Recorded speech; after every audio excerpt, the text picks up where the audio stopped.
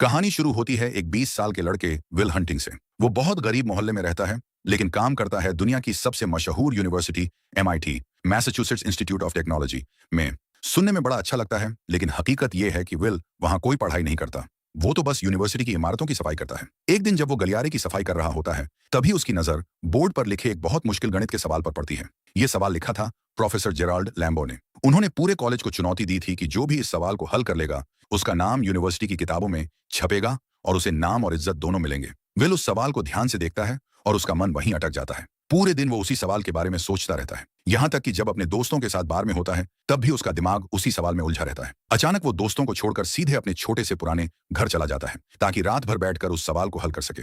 घर में उसके पास बोर्ड नहीं होता, इसलिए वो बाथरूम के शीशे पर हल लिखता है और गलतियां मिटा मिटा कर कोशिश करता रहता है। कई घंटों बाद आखिरकार वो सवाल हल कर देता है। कुछ दिनों बाद जब वो काम पर जाता है, तो सफाई करते करते ही बोर्ड पर सही हल लिख देता है। और जब प्रोफेसर लैम्बो बोर्ड पर लिखा हल देखते हैं, तो हैरान रह जाते हैं। उन्हें विश्वास ही नहीं होता कि उनके किसी स्टूडेंट ने इतना मुश्किल सवाल इतनी जल्दी हल कर दिया। वो ये जानने के लिए बेचैन हो जाते हैं कि आखिर ये जीनियस है कौन। उसी शाम विल अपने दोस्तों के साथ बाहर घूम रहा होता है। रास्ते में उन्हें कुछ लोग मिलते हैं। उनमें से एक लड़का एक लड़की का मजाक उड़ाता है। विल उस लड़के को पहचान लेता है। ये वही इंसान था जो बचपन में उसे बहुत तंग करता था। गुस्से में विल अपने दोस्त से गाड़ी रोकने के लिए कहता है और बिना सोचे समझे उतरकर सीधे उस पर हमला कर देता है। विल उसे मुक्का मारता है और देखते ही देखते दोनों ग्रुप के बीच लड़ाई शुरू हो जाती है। थोड़ी देर में पुलिस वहां पहुंच जाती है। विल के दोस्त उसे बचाकर खींचने की कोशिश करते हैं, लेकिन तब तक देर हो चुकी होती है। पुलिस विल को गिरफ्तार कर लेती है। अगली सुबह प्रोफेसर लैम्बो अपने स्टूडेंट्स को लेक्चर देते हैं। सबकी नजर उन्हीं पर टिकी होती है, क्योंकि सब ये जानना चाहते हैं कि आखिर वो कौन है जिसने इतना मुश्किल सवाल हल किया। लेकिन क्लास में कोई भी इसका जवाब नहीं देता। प्रोफेसर थोड़े निराश होकर कहते हैं कि अगर किसी ने पिछला सवाल हल कर लिया है, तो अब मैं तुम्हें और भी कठिन सवाल दूंगा। वो बताते हैं कि ये वही प्रॉब्लम है जिस पर वो और उनके साथी पिछले 2 साल से काम कर रहे हैं, और अब वही सवाल बोर्ड पर लिखा हुआ है। इधर विल पुलिस स्टेशन से बाहर निकलता है और अपने दोस्तों को बताता है कि उसकी अगले हफ्ते कोर्ट की तारीख है। शाम को वो अपनी नौकरी पर जाता है और वहां फिर से बोर्ड पर लिखा एक आसान सा सवाल देखता है। जल्दी जल्दी उसे हल करने लगता है ताकि कोई देख न ले। तभी प्रोफेसर लैम्बो अपने ऑफिस से बाहर आते हैं और विल को बोर्ड पर लिखते हुए देख लेते हैं। वो गुस्से में पूछते हैं, तुम यहाँ क्या कर रहे हो? विल तुरंत माफी मांगकर पीछे हट जाता है। प्रोफेसर को लगता है कि ये लड़का कोई शरारती है जो बस बोर्ड पर बेवजह लिख रहा है। वो उसे पकड़ने की कोशिश करते हैं, लेकिन विल फुर्ती से वहां से गायब हो जाता है। जब प्रोफेसर दोबारा बोर्ड देखते हैं, तो उन्हें पता चलता है कि वहां सही जवाब लिखा हुआ है। ये देख वो दंग रह जाते हैं। शाम को काम खत्म होने के बाद विल अपने दोस्तों के साथ बार में जाता है और बताता है कि उसे नौकरी से निकाल दिया गया है। अब वो यूनिवर्सिटी के अंदर आकर सवाल हल नहीं कर पाएगा। उसके दोस्त पूछते हैं, क्यों निकाला? तो विल मजाक में कहता है, बस मैनेजमेंट ने बदलाव किया है। अगले दिन प्रोफेसर लैम्बो ठान लेते हैं कि अब वो इस रहस्यमयी जीनियस को ढूंढेंगे। वो सीधे सफाई कर्मचारियों के दफ्तर पहुंचते हैं और पूछते हैं, यहाँ काम करने वाले एक लड़के का नाम चाहिए। लेकिन वहां के स्टाफ को लगता है कि प्रोफेसर सफाई की शिकायत करने आए हैं, इसलिए वो तुरंत विल का नाम नहीं बताते। थोड़ा समय बाद ये पता चलता है कि विल MIT में सफाई का काम अपनी मर्जी से नहीं कर रहा था, बल्कि ये कोर्ट की तरफ से दी गई कम्युनिटी सर्विस थी। अब उसका केस सुनने का दिन आ चुका था। कोर्ट में प्रोफेसर लैम्बो भी मौजूद होते हैं। वहां सब देखते हैं कि विल खुद ही अपना केस लड़ रहा है। वो कानून और समाज के बारे में इतनी जानकारी दिखाता है कि सब हैरान हो जाते हैं। लेकिन उसके खिलाफ बहुत सारे पुराने केस होते हैं, इसलिए जज उसे जेल भेज देते हैं और $50,000 की जमानत रख देते हैं।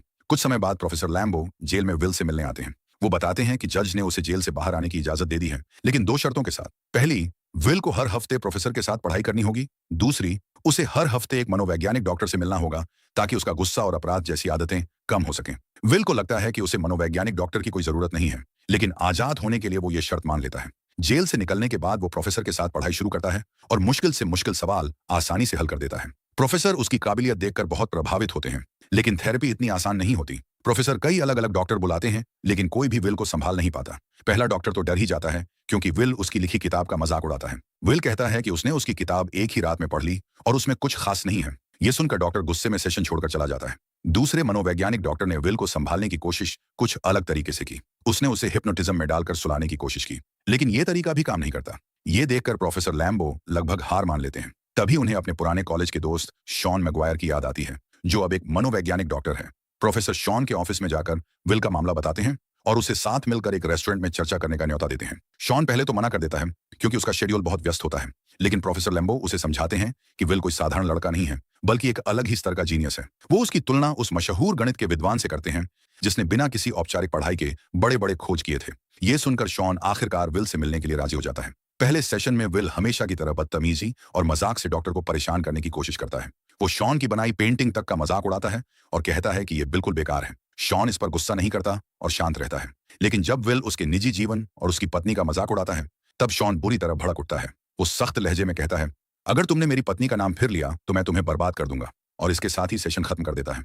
बाद में जब प्रोफेसर लैम्बो देखते हैं कि शॉन परेशान है तो वो उसे कहते हैं कि अगर चाहे तो ये केस छोड़ सकता है, लेकिन शॉन साफ कहता है कि वो अगले हफ्ते फिर से विल से जरूर मिलेगा। पहले सेशन के बाद शॉन देर तक विल की बातों के बारे में सोचता रहता है, खासकर जब उसने उसकी पत्नी का जिक्र किया था। ये यादें उसे अकेला महसूस कराती हैं। उधर विल अपनी जिंदगी में थोड़ा आगे बढ़ता है। वो बार में मिली लड़की स्काइलर के साथ डेट पर जाता है। स्काइलर उसे बताती है कि उसे अपने पापा से बहुत पैसे विरासत में मिले हैं और वो स्टैनफोर्ड यूनिवर्सिटी में एडमिशन लेने की सोच रही है। दोनों की शाम बहुत अच्छी गुजरती है और आखिर में एक डाइनर में दोनों किस करते हैं। अब आता है दूसरा थेरेपी सेशन। इस बार शॉन विल को ऑफिस में नहीं बल्कि पार्क की बेंच पर ले जाता है। जैसे ही विल अपनी पुरानी मजाक और तानेबाजी वाली हरकतें शुरू करता है, शॉन उसे रोक देता है। शॉन कहता है कि उसने विल की बातों पर बहुत सोचा है और अब उसके पास कहने को कुछ है। वो बताता है कि विल भले ही बहुत पढ़ा लिखा और तेज दिमाग वाला है, लेकिन असल जिंदगी के बारे में उसे कुछ नहीं पता। वो दुनिया के हर कलाकार के बारे में किताबों से जान सकता है, लेकिन उसने कभी बोस्टन छोड़कर उनकी असली कलाकृतियां नहीं देखी। वो युद्ध पर लिखी किताबें सुना सकता है, लेकिन उसने कभी युद्ध का मैदान नहीं देखा। वो प्यार की कविताएं सुना सकता है, लेकिन उसने कभी किसी औरत से सच्चा प्यार नहीं किया, न ही उसके सामने खुद को पूरी तरह खोला। और सबसे अहम बात, जब तक विल अपने दिल का दर्द खुद नहीं बताएगा, तब तक कोई ये नहीं समझ सकता कि एक अनाथ होने का दर्द क्या होता है। शॉन कहता है कि किताबों से ये सब नहीं सीखा जा सकता, असली सबक जिंदगी खुद सिखाती है। अगले सेशन में विल पूरे टाइम चुप रहता है। शॉन शांति से बैठा रहता है क्योंकि उसे पता होता है कि विल बस उसे परख रहा है, और वो सही निकलता है। अगले ही सेशन में विल चुप्पी तोड़ता है और शॉन को एक गंदा चुटकुला सुनाता है। इसके बाद दोनों हल्की फुल्की बातें करने लगते हैं। विल अपनी डेट के बारे में बता देता है। शॉन पूछता है कि क्या वो स्काइलर से दोबारा मिलेगा। तब विल एक सच्चाई मान लेता है। वो कहता है कि शायद नहीं, क्योंकि वो नहीं चाहता कि स्काइलर की उसकी नजरों में बनी परफेक्ट इमेज टूट जाए। लेकिन शॉन उसे समझाता है कि असल में विल अपनी ही बनाई हुई परफेक्ट इमेज से डर रहा है, लड़की की नहीं। असली रिश्तों में एक दूसरे की कमियां और आदतें स्वीकार करनी पड़ती हैं। शॉन अपनी बीवी की कहानी बताता है, जो हाल ही में कैंसर की वजह से गुजर गई थी। वो कहता है कि उसे उसकी छोटी छोटी आदतें और नखरे सबसे ज्यादा याद आते हैं। असली प्यार और नजदीकी तभी होती है जब हम इंसान को उसकी कमियों के साथ अपनाएं। पहली बार विल ध्यान से सुनता है। दूसरी तरफ विल स्काइलर से मिलने उसके हॉस्टल पहुंचता है। स्काइलर हैरान होती है क्योंकि विल ने लंबे समय से उसे कॉल नहीं किया था, लेकिन वो बाहर जाने के लिए मान जाती है। अगले दिन दोनों डॉग रेस देखने जाते हैं और बहुत अच्छा वक्त बिताते हैं। स्काइलर विल से पूछती है कि वो कहाँ बड़ा हुआ। विल सच छुपाकर मजाक में कह देता है कि उसके 12 बड़े भाई हैं। स्काइलर हंसकर कहती है कि ये झूठ है, लेकिन विल कसम खाकर बात को और मजेदार बना देता है, यहाँ तक कि उसे वादा करना पड़ता है कि वो जल्दी ही स्काइलर को अपने परिवार से मिलवाएगा। इसके बाद स्काइलर विल से पूछती है कि किसी को कैसे पता चलता है कि वही उसका सच्चा साथी है। ये सवाल विल के दिमाग में बैठ जाता है और अगले दिन वो शॉन से यही पूछता है। शॉन मुस्कुराकर बताता है कि उसे अपनी बीवी को देखकर पहली नजर में ही समझ आ गया था। फिर वो एक किस्सा सुनाता है। एक बार उसे एक बहुत ही रेयर बेसबॉल मैच के टिकट मिले थे, लेकिन उसने वो मैच छोड़ दिया क्योंकि उसी दिन एक खूबसूरत लड़की बार में मिली थी। शॉन कहता है कि उसे आज भी उस मैच को मिस करने का कोई अफसोस नहीं है। स्काइलर बार बार जिद करती है कि विल उसे अपने असली परिवार से मिलवाए, लेकिन विल सच बताने से अभी भी बचता है। इसलिए वो कम से कम उसे अपने दोस्तों से मिलाने का फैसला करता है। स्काइलर उनके ग्रुप में आसानी से घुल मिल जाती है, सबके साथ हंसी मजाक करती है और बियर पीती है। लेकिन रात के अंत में चक की एक बात से विल का मूड खराब हो जाता है। दूसरी तरफ प्रोफेसर लैम्बो एक डाइनर में शॉन से मिलते हैं और विल की थेरेपी को लेकर सवाल पूछते हैं। लैम्बो को असल में विल के अतीत की परवाह नहीं है, बल्कि वो जानना चाहते हैं कि अब विल उनके मार्गदर्शन में आगे क्या करने वाला है। इस पर शॉन कहता है कि वो विल पर दबाव नहीं डालेगा, क्योंकि विल को खुद तय करना होगा कि उसे जिंदगी में क्या चाहिए।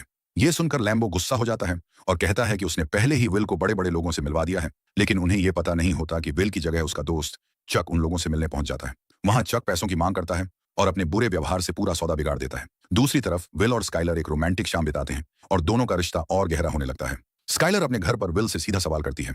वो कहती है कि उसे स्टैनफोर्ड पढ़ने के लिए कैलिफोर्निया जाना है और चाहती है कि विल भी उसके साथ चले, लेकिन विल तुरंत मना कर देता है और तरह तरह के बहाने बनाने लगता है। स्काइलर उसे समझाती है कि वो बस अपनी छोटी सी दुनिया में फंस कर बैठा है, जहां उसे कोई चुनौती नहीं मिलती और वो नई चीजों से डरता है। ये सुनकर विल भड़क जाता है। उसे लगता है कि स्काइलर उसके साथ सिर्फ मजाक कर रही है और उसके लिए वो बस एक टाइम पास है, क्योंकि वो गरीब है। स्काइलर हैरान होकर पूछती है कि पैसे को लेकर उसकी इतनी टेंशन क्यों है। वो रोते हुए कहती है कि अगर उसे अपने अमीर पिता की दौलत और अपने पिता में से एक चुनना पड़े तो वो हमेशा अपने पिता को चुनेगी, पैसे को नहीं। स्काइलर साफ बोलती है कि वो भी डरी हुई है, लेकिन कम से कम वो विल के सामने ईमानदार है। विल फिर से बहस करता है। तभी स्काइलर को याद आता है कि विल ने बार बार अपने 12 भाइयों की झूठी कहानी सुनाई थी। अब विल पूरी तरह अपना आपा खो देता है और चिल्लाने लगता है। वो कहता है कि स्काइलर उसकी असली जिंदगी कभी जानना ही नहीं चाहेगी, क्योंकि सच्चाई ये है कि वो एक अनाथ है और बचपन में लोगों ने उसके साथ बहुत बुरा व्यवहार किया था। स्काइलर आंसू भरी आंखों से उसे भरोसा दिलाती है कि वो उसकी हर बात जानना चाहती है, चाहे वो कितनी भी दर्दनाक क्यों ना हो। आखिर में स्काइलर उससे अपने दिल की बात कहती है। वो उससे प्यार करती है, लेकिन विल का दिल पहले ही बंद हो चुका है और वो ठंडी आवाज में कहता है, मैं तुमसे प्यार नहीं करता। इसके बाद विल की मुलाकात प्रोफेसर लैम्बो से होती है। लैम्बो नाराज होता है क्योंकि बिजनेस पार्टनर्स के साथ मीटिंग में विल की हरकतों ने सब गड़बड़ कर दी।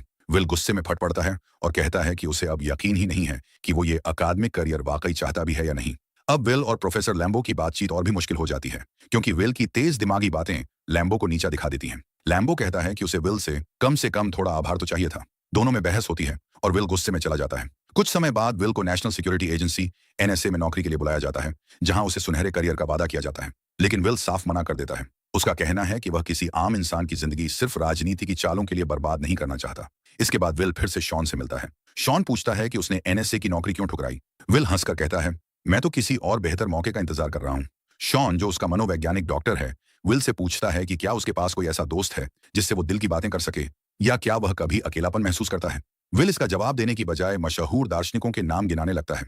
तब शॉन समझाता है कि असली रिश्ते तो जिंदा लोगों से ही बनाए जा सकते हैं। शॉन फिर पूछता है कि अगर विल सच में अपने भविष्य को लेकर गंभीर है तो वह चाहता क्या है। विल मजाक में कहता है कि उसे ईंट लगाने या चरवाहा बनने में भी कोई दिक्कत नहीं। शॉन समझ जाता है कि विल बस मजाक कर रहा है और अपनी सच्चाई से भाग रहा है। गुस्से में शॉन उसे अपने ऑफिस से बाहर निकाल देता है। विल हैरान रह जाता है कि उसे क्यों निकाला गया। तब शॉन साफ कहता है, क्योंकि तुम ईमानदारी से जवाब नहीं दे रहे, बस अपनी असली पहचान छुपा रहे हो। शॉन से बात करते हुए विल पूछता है, तुम अपनी जीवन साथी की बातें करते हो, लेकिन तुम्हारी पत्नी कहाँ है। शॉन शांति से जवाब देता है, वो अब इस दुनिया में नहीं है। समय बीतता है और विल स्काइलर को फोन करता है, लेकिन स्काइलर अब उसका इंतजार छोड़ चुकी होती है क्योंकि विल कोई पक्का फैसला ही नहीं लेता। स्काइलर आखिरी बार कहती है, आई लव यू, अपना ख्याल रखना, और फिर वो कैलिफोर्निया चली जाती है। दूसरी तरफ विल बॉस्टन में अपने दोस्त चक के साथ कंस्ट्रक्शन का काम करने लगता है। उधर प्रोफेसर लैम्बो फोन पर बात करते हुए कहता है कि विल अब अपनी जिम्मेदारी पूरी नहीं कर रहा। अगर वो कोर्ट में रिपोर्ट कर दे कि विल सेशन पर नहीं आ रहा तो विल वापस जेल चला जाएगा, और इस बार उसका मन भी साफ रहेगा। काम के दौरान ब्रेक में चक विल से पूछता है कि वो जिंदगी में आगे क्या करने वाला है। विल मजाक में कहता है कि उसे लैब में चूहा बनकर गणित के सवाल हल नहीं करने, बल्कि बॉस्टन में रहकर अपने दोस्तों के साथ मस्ती करनी है। लेकिन इस बार चक खुलकर विल को डांटता है। वो कहता है कि विल अपनी काबिलियत बर्बाद कर रहा है। चक ये तक मान लेता है कि हर रोज वो ये ख्वाहिश करता है कि एक दिन विल अपने घर से निकले और अपनी असली जिंदगी बनाए।